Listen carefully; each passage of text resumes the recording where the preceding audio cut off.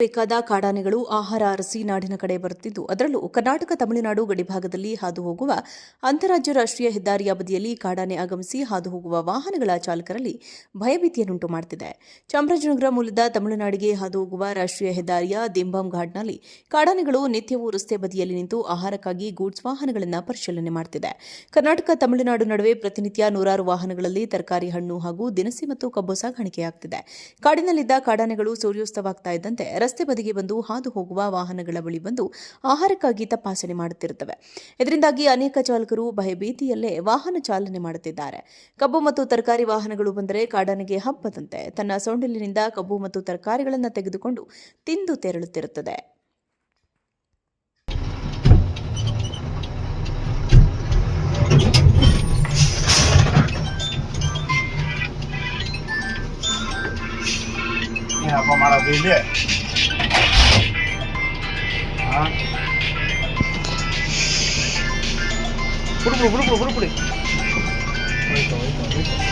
ಕಾಡಿನಲ್ಲಿರಬೇಕಾದ ಕಾಡಾನೆಗಳು ಆಹಾರ ಅರಸಿ ನಾಡಿನ ಕಡೆ ಬರುತ್ತಿದ್ದು, ಅದರಲ್ಲೂ ಕರ್ನಾಟಕ ತಮಿಳುನಾಡು ಗಡಿಭಾಗದಲ್ಲಿ ಹಾದು ಹೋಗುವ ಅಂತಾರಾಜ್ಯ ರಾಷ್ಟ್ರೀಯ ಹೆದ್ದಾರಿಯ ಬದಿಯಲ್ಲಿ ಕಾಡಾನೆ ಆಗಮಿಸಿ ಹಾದು ಹೋಗುವ ವಾಹನಗಳ ಚಾಲಕರಲ್ಲಿ ಭಯಭೀತಿಯನ್ನುಂಟು ಮಾಡುತ್ತಿದೆ.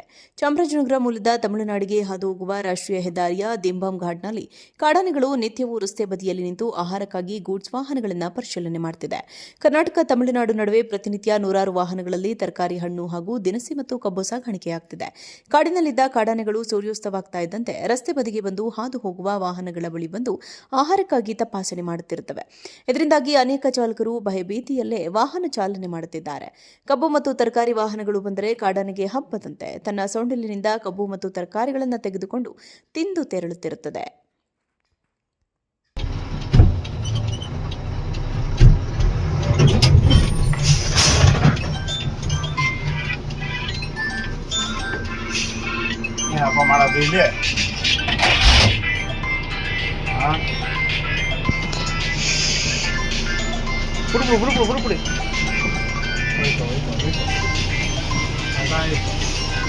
ಕಾಡಿನಲ್ಲಿರಬೇಕಾದ ಕಾಡಾನೆಗಳು ಆಹಾರ ಅರಸಿ ನಾಡಿನ ಕಡೆ ಬರುತ್ತಿದ್ದು, ಅದರಲ್ಲೂ ಕರ್ನಾಟಕ ತಮಿಳುನಾಡು ಗಡಿಭಾಗದಲ್ಲಿ ಹಾದು ಹೋಗುವ ಅಂತಾರಾಜ್ಯ ರಾಷ್ಟ್ರೀಯ ಹೆದ್ದಾರಿಯ ಬದಿಯಲ್ಲಿ ಕಾಡಾನೆ ಆಗಮಿಸಿ ಹಾದು ಹೋಗುವ ವಾಹನಗಳ ಚಾಲಕರಲ್ಲಿ ಭಯಭೀತಿಯನ್ನುಂಟು ಮಾಡುತ್ತಿದೆ.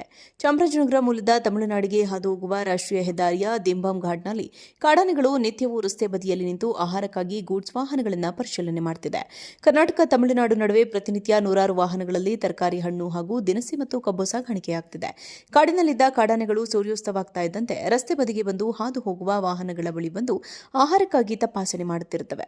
ಇದರಿಂದಾಗಿ ಅನೇಕ ಚಾಲಕರು ಭಯಭೀತಿಯಲ್ಲೇ ವಾಹನ ಚಾಲನೆ ಮಾಡುತ್ತಿದ್ದಾರೆ. ಕಬ್ಬು ಮತ್ತು ತರಕಾರಿ ವಾಹನಗಳು ಬಂದರೆ ಕಾಡಾನೆಗೆ ಹಬ್ಬದಂತೆ ತನ್ನ ಸೊಂಡಿಲಿನಿಂದ ಕಬ್ಬು ಮತ್ತು ತರಕಾರಿಗಳನ್ನು ತೆಗೆದುಕೊಂಡು ತಿಂದು ತೆರಳುತ್ತಿರುತ್ತದೆ.